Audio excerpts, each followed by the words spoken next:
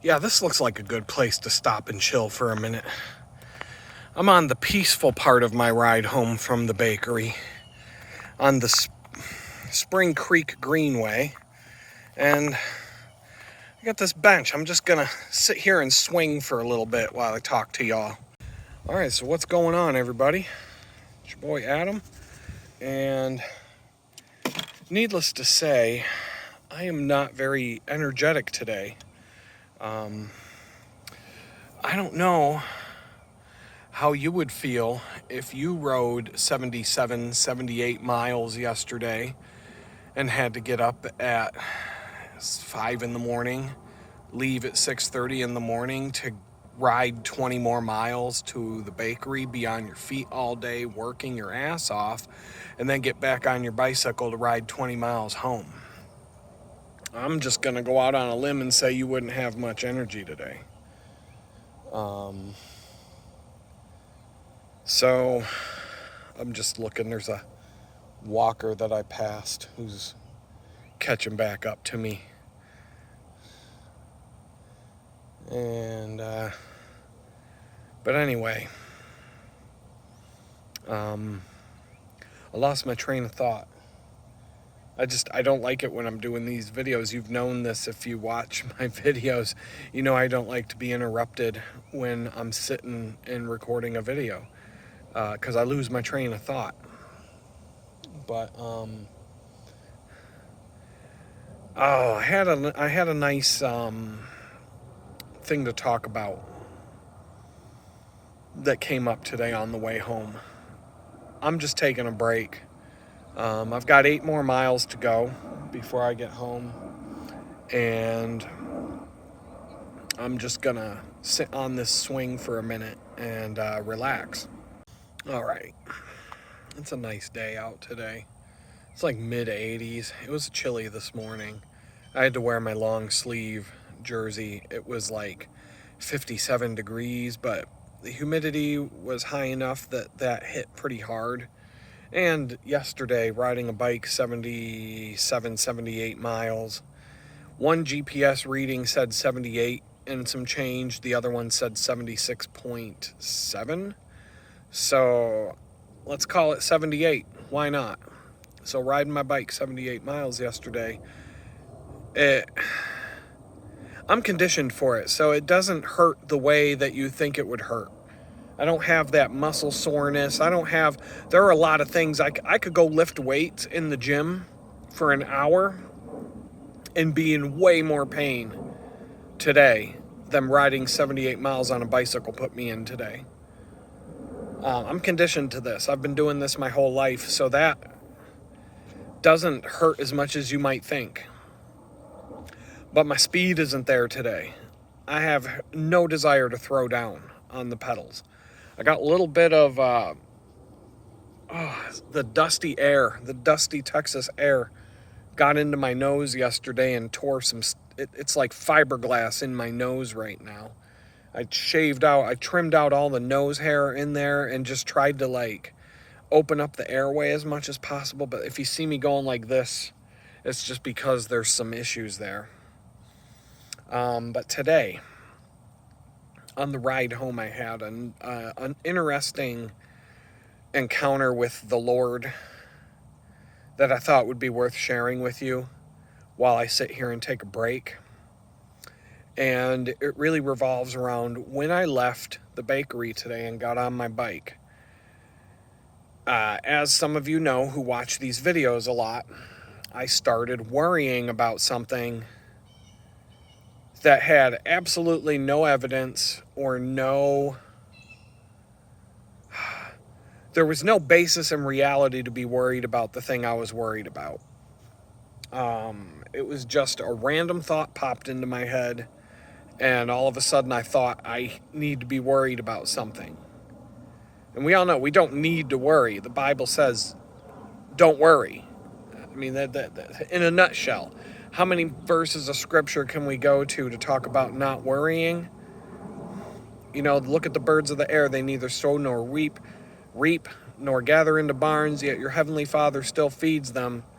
You know, what good does worrying do? Does worrying about anything add a day to your life? No. So, if God cares so much for the birds, you don't think he cares about you?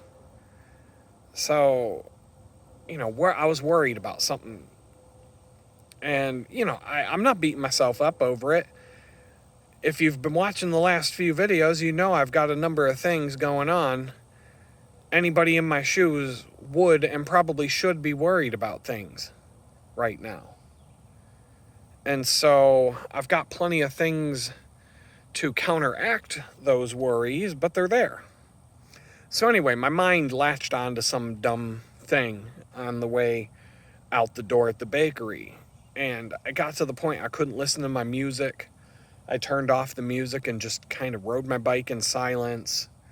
And I couldn't shake this. And the thing that happens when you start to worry like that, your mind will start wandering around and you'll start compounding the worry and turning one story into another, and then this other thing's going to happen, and then it's going to be this, and then that, and then this whole chain reaction of things that you're making up in your head, because one thing that you're worried about leads to another, and it's just like a snowball.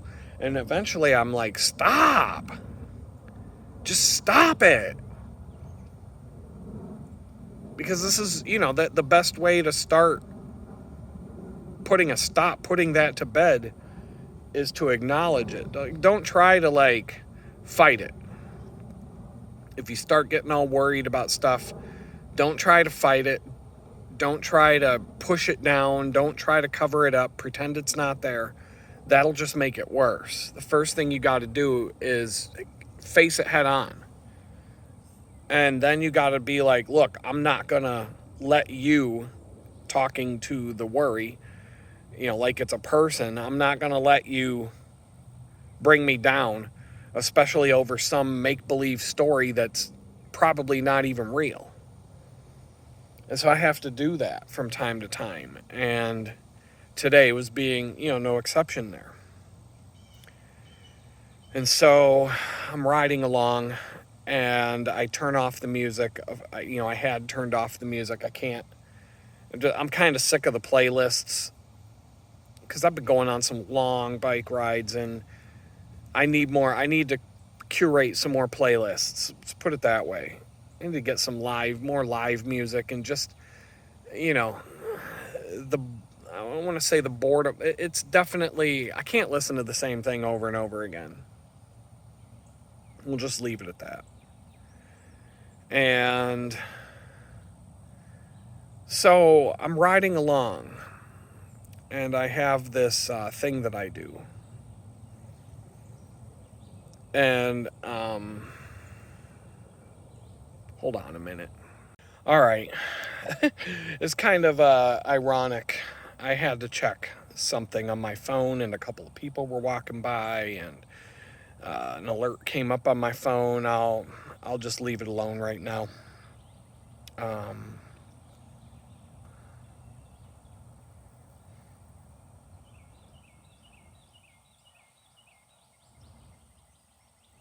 All right, we're gonna go back to so anyway, I'm riding my bike and I've got this thing nagging at me. And so I'm putting it to bed. I'm just like, look, I'm not gonna let this thing bother me. Just forget it. I'm not letting it bother me. And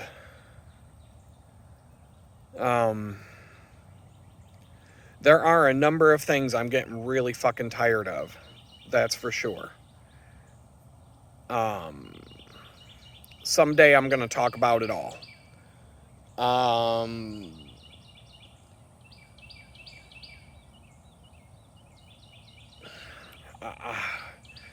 I have so much work cut out for me over the next week. It's mind-boggling. And it's all taking away from what I'm supposed to be doing with my life. We're just going to cut it right there. So, anyway, the story at hand, I'm riding my bike. And Like I said, I have this thing gnawing at me, and it's not even based in reality. And so finally I'm like, I turned off the music, and I'm riding in, relative silence. There's traffic on the roads and stuff, but it's Saturday. It's not as bad as it would be on a weekday. I'm sticking more to the bike paths. I'm taking a leisurely stroll home because of my energy level is just not there today. 78 miles yesterday. As a result of that, today, I'm not throwing down. I'm putting enough effort into the pedals to get home, to get where I'm going, but I'm not throwing down. I'm not trying to set any records. I'm not trying to beat my time. I'll get there when I get there. And I'm just going to try to enjoy the ride and enjoy the weather and being outside and all that. Put some more miles of adventure in the books for the year. But speed is not a consideration today.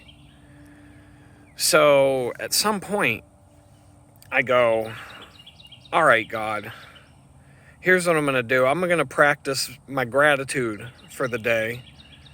And there's this thing that I do where I've got 10 fingers and, two, if you count both thumbs. So I always try to come up, when I'm in this mode, I'm like, all right, let's come up with 10 things to be thankful for today. Just 10. Because sometimes when you just sit down and you come up with 10 things that you're thankful for, all the negative things going on around you diminish. That doesn't mean they go away. It doesn't mean that you don't, it doesn't mean that they're gone. But it's like, it sets your mind into a different perspective to realize, in spite of everything going on, I've still got these 10 things to be thankful for today. Mosquitoes are not one of those 10 things. So I started out with number 1, the weather. Today, the weather. I was like, thank you for the weather today. And I go, God, it was a little chilly this morning. I'm not going to lie. I'm getting sick of having to wear a long sleeve jersey. And I had to wear it in today. I'm glad I did. If I had gone in a t-shirt, I would have been freezing. It was 57 degrees. It's not like cold, but with the humidity and stuff, man, these bugs, I might have to cut this short. They weren't here a minute ago, but now they found me, so now they're coming. But anyway, I'll make this short. I said the first thing, the weather, and I talked about the weather for a minute. And as soon as I got done thanking God for the weather, I get a message on my phone right at the exact same time. God, thank you for this weather, and the whole speech about the weather. And I was just about to come up with number 2. I get a message. So I'm like, I got to look at this.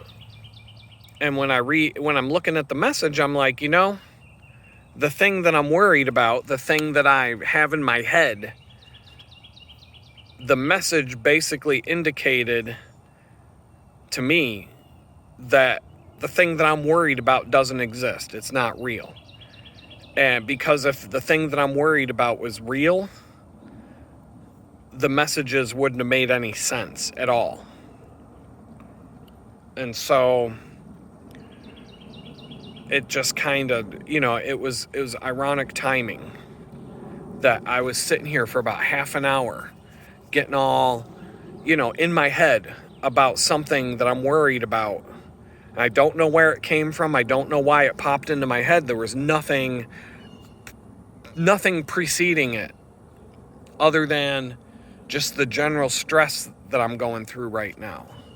Something triggered this. I don't know what, but for over half an hour I was stressing about it. As soon as I started to thank God for what I'm grateful for today, number 1 being the weather, I get a message on my phone that literally tells me, without saying so, but when I'm looking through all this stuff, I'm like, the thing that I'm worried about isn't even real. It's like something that I completely made up in my head and it's not real. And here's God, because the timing was just spot on. I said, God, thank you for I started off with my 10 things. I said one thing that I'm thankful for. All of a sudden, boom, the message pops up saying, hey, by the way, that thing you're worried about, it's not real. Here's proof. Now go home, ride your bike, stop, just enjoy the day.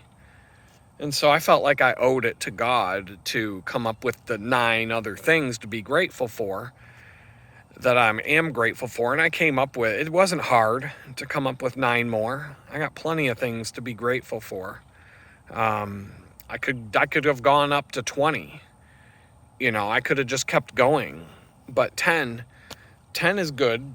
I can count with my fingers while I'm riding. I can lift a finger at a time off the handlebars and just kind of like keep track with my fingers so that I know what number I'm on. And when you get to 10, it's like, when I got to number 10, it was like, my mind is in a completely different place now, because I know that in spite of the garbage I'm dealing with, the complete and total nonsense and garbage that I don't deserve.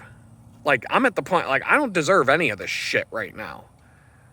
I'm just going to say it. I have done nothing to deserve the level of abuse and shit that I'm taking right now.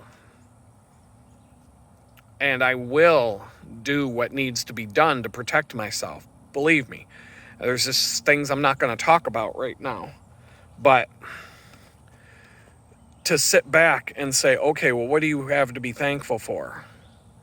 Instead of being angry about everything that's going wrong, let's focus in on the things that are going right. And there are a lot of them. And, there's still a lot of problems. But at the end of the day, I've got plenty of stuff to be happy about, to be grateful for. It's not all bad. And so this is just a message for all of you that when you're getting really wound up about things, if you're going through some stress and it's coming from every direction and from multiple angles and multiple people, and just it's getting piled on and it feels like you're being attacked from every direction, sit back and take stock of everything and come up with 10 things to be thankful for, because I guarantee you'll find something. Everybody's situation's different, but it wasn't even hard for me to come up with 10 things. It could be any 10 things. If it's something you're thankful for, it counts. That's it. The weather today, that's basic. And there were 9 more things. My bicycles were 1. That was number 2, because I'm riding my bicycle. I've got 2 reliable, well-built, solid, dependable bicycles. And I got into a long conversation about number 2 with God, about how I remember when I was in Jamestown and it would take me an hour and a half to walk anywhere. If I had to go to a 5-mile job interview, that was an hour and a half walk each way. Now I get on my bike and an hour and a half can take me 20 to 25 miles. So I can go 4 to 5 times the distance in the same amount of time that it used to take me to walk. And on top of that, riding a bicycle is way more relaxing and less energy use than walking. I would be a hell of a lot more tired after walking 10 miles in a day.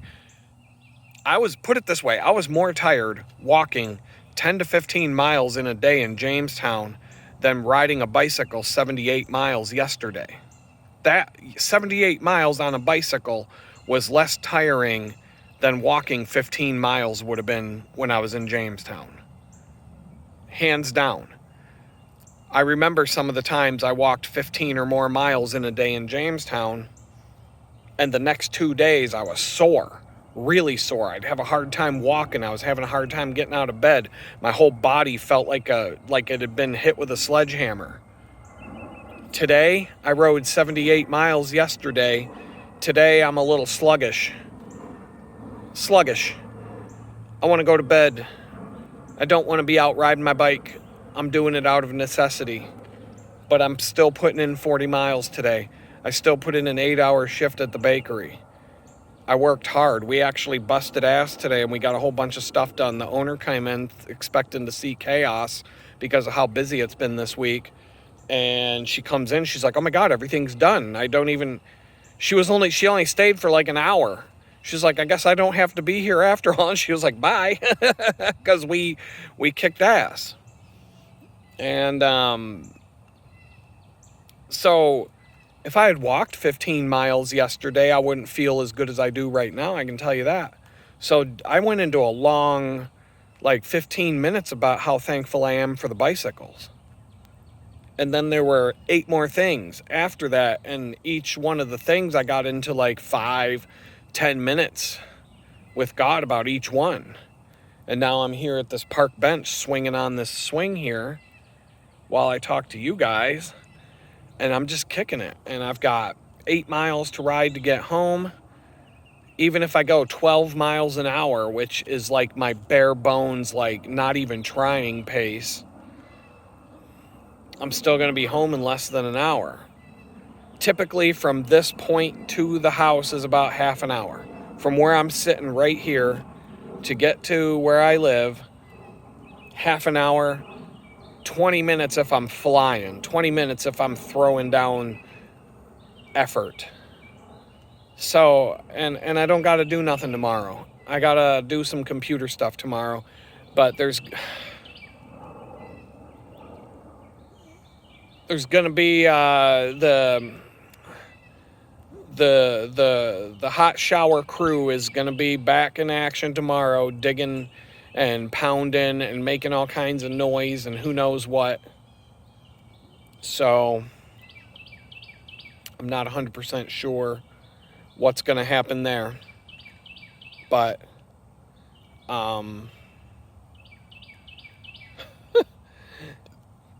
yeah, the hot water's still not fixed. It's April 12th. It's April 12th. At least so far the house hasn't exploded. And hello. Yeah, so the house hasn't exploded so far. But I mean, I'm still like 12 to 20 hours away from that being a possibility. But yeah, so tomorrow, I don't know. There's going to be distractions. I don't even know if I can sleep in tomorrow. That pisses me off. I've got a number of things I've got to get done tomorrow. I got to go grocery shopping tomorrow. So, I don't know. I think I've had enough rest. So I'm going to get off the swing here because I do want to get back. I'm starting to want to get home. I would have been home well before the end of this recorded segment. But it just felt like a good place to stop and chill and have a little bit of conversation with all you people. And with that, I'm just going to say peace out and we'll chat in a bit.